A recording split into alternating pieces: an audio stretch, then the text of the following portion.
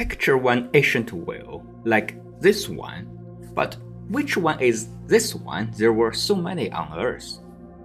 The whales we know today existed about dozens of million years ago.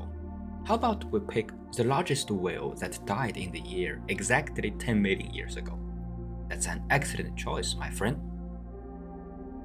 Now, imagine the day the whale died. It fell to the bottom of the ocean and became the buffet for all the creatures around it. In the next 10 million years, the molecules, especially the water molecules once belonged to the whale, were stirred evenly around the globe. Go to the nearest beach and take a bottle of water.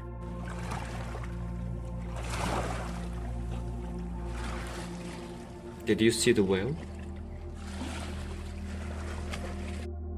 There's some mathematics involved.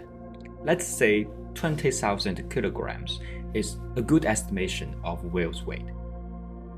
That is 20 million grams, and about 13 million grams of that is water. So that's roughly 722,000 moles of water. Multiplying the Avogadro constant, we get 4.35 times 10 to the power of 29. That's the total number of water molecules that belonged to that magnificent creature when it died. Ocean contains almost all the water on this planet. That's roughly 1.3 times 10 to the power of 18 cubic meters.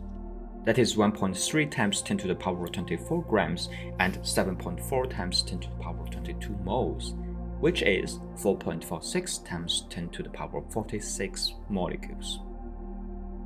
10 million years of water cycle is enough to mix those water molecules evenly. Therefore, every 10 to the power of 17 water molecules, there is one that came from the whale.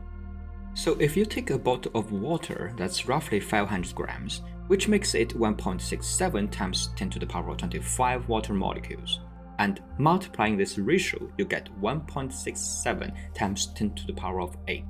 That's the total number of water molecules coming from the magnificent creature when it died. That's 167 million water molecules. This thought experiment is insanely stupid and stupidly insane. Because you can pick arbitrary whale, and you can pick arbitrary bottle of water, and also every tin of Diet Coke, every bottle of coffee, and every bowl of soup. The whale is there. It's there.